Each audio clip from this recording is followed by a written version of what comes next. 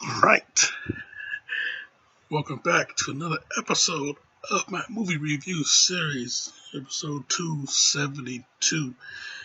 Now, last week I said that a bunch of guys is going to a boxing match and they end up on the wrong side of town. Well, yeah, yeah, Judgment Night, 1993. Yeah, this movie don't get talked about a lot, too much, not ever actually. One thing people talk about when it comes to this movie is the soundtrack. Yeah, it does have some pretty good songs, but this is the movie review series, not the music review series. So I'm talking about Judgment Night, the movie Judgment Night. So yeah, man, this movie, yeah, Emilio Estevez, Cuba Gooding Jr., Dennis Leary, Stephen fucking Dorff, Jeremy Piven. Jeremy Piven before we knew him as Jeremy Piven, before we knew about Ari Gold, before we knew about Entourage, before we knew about that Jeremy Piven. This is beforehand, long beforehand. So yeah, man, this movie though, yeah, yeah, an action crime drama. And yeah, they just happen to end up on the wrong side of town, end up on the wrong side of Chicago. You know, a night, a good night out turned out to be one huge night in hell for these guys. Yeah. Get into it with some dude on the highway. So yeah, they turn off, cut into the off ramp to wherever they ended up. Yeah, the wrong side of the tracks, the wrong side of town. You know, yeah, these guys, the worst luck in the world, and they run into Dennis Leary's character, him and his crew. You know, but yeah, after they witness an execution, pretty much, they killed this young cat in cold blood, man. Just boom, blew his head off right there on the street. Yeah, some type of deal went sour. It's not even a deal. The boy was being accused of stealing. So yeah, yeah. Yeah, so the series character, yeah, he got the money back, and yeah, he just whipped out his gun and boom, shot him right in the head.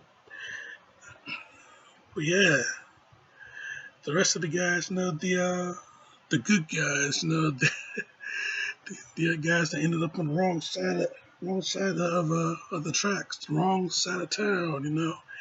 They saw the whole thing go down, and now, yeah, rule number two: no witnesses. So yeah, they're next, boy. So they spent the entire movie running from these guys. The entire movie, they just been running from these guys until, yeah, at one point they went down. They went down into the sewer. They thought they thought, we're gonna make a stand. So yeah, they thought, they'll make a stand. They're gonna fight back, and yeah, they made a stand, all right. I mean, yeah, they took out one guy, and then, when Dennis Leary's character found out that his best buddy got shot by these guys, yeah, his fury, he just he let his fury on one of his own guys, yeah, clocked it with a back elbow, drowned him in sewer water, you know. So yeah, basically, we went from 4 against 4 to 4 against 2. You know, yeah, they had a showdown in this little grocery store. You know, yeah, Dennis Leary's character and Emilio Estevez's character. Yeah, can't wait to meet your daughter. What's her name again? Doesn't matter. You never still grow up anyways. Yeah, boy, I tell you. Yeah, Emilio's character, Frank. Yeah, yeah, he just went off, started throwing shots, fist. Boy, I tell you, he just went off. You know, yeah, that's something you just don't say. You don't say that. You know, can't wait to meet your daughter. What's the name again? Doesn't matter. You never see her grow up anyways. Oh man, I mean, even though it was a great funny line, Dennis Leary, he's a comedian. That was a great funny line. It was still cold as shit. And yeah, Emilio Estevez's character, yeah, he just went off on him, boy. So yeah, this movie, yeah, it's just a great movie all around. I mean, hell, Stephen Hopkins directed this movie. Hell, he went from doing Predator 2 to doing this movie, you know.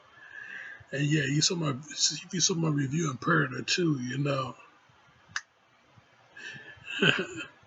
you saw some real good things I said about that movie. You saw me put that movie over.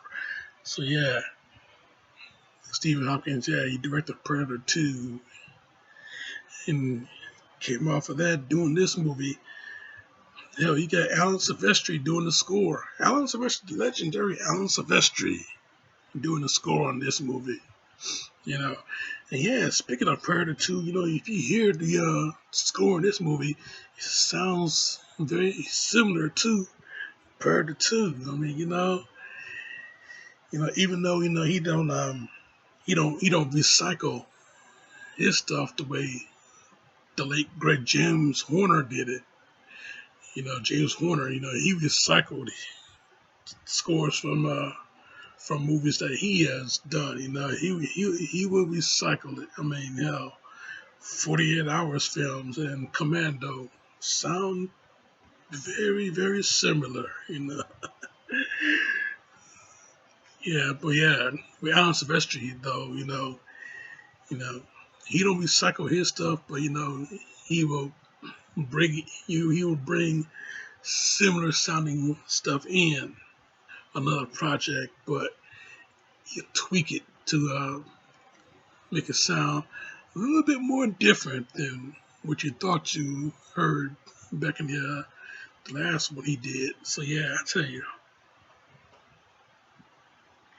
yeah, yeah, Alan Silvestri, yeah, he didn't do much work on it, but he did some work on it.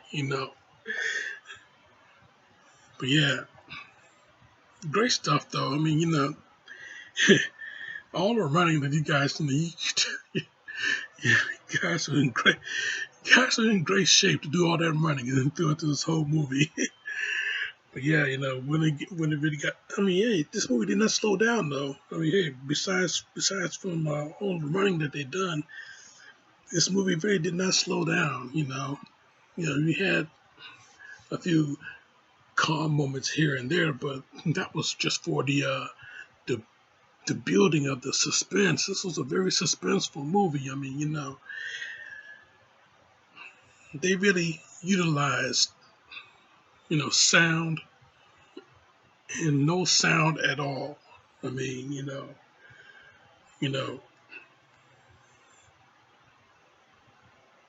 it took you in. It took you in into the entire atmosphere of the movie. This movie really took you in. It grabbed your attention. The the camaraderie, is it? The chemistry with the four best friends. You know, you know, you really had the feeling. You really had the notion that you're going to really have some fun with these guys. You know, I mean, hey, it was a night out and it turned into a night of hell. But yeah,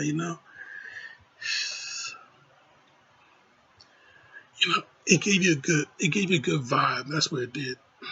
It gave you a good vibe, gave you a good feeling, gave you a good vibe. And yeah, when the shit went down, that's when, it really started to pick up. It got thick. And then,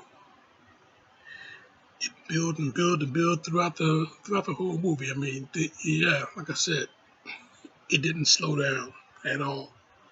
Not at all. So yeah, give this movie a watch. If you can find it anywhere, give it a watch. Okay. Yeah, this is really this movie is really damn good shit. Okay, yeah. But yeah,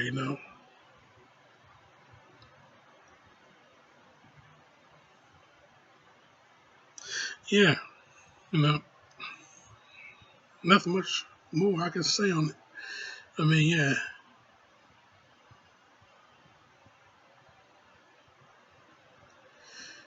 it really took you in. It really took you in the atmosphere, and it gave me a good 4 out of 5 rating. That's why I rate this movie a good 4 out of 5. Hey, it's damn good shit. Yeah, it's 4 out of 5. Yeah, that's my review, Jack, and I'm sticking to it. Judgment Night. Woof. Great stuff, man. But yeah, next week, man, next week is another top 5. Another top 5 list. Like I said, man, this is going to be, it's no longer a special. It's going to be a regular thing, You know, that's from now until around the end of the year. That's from now until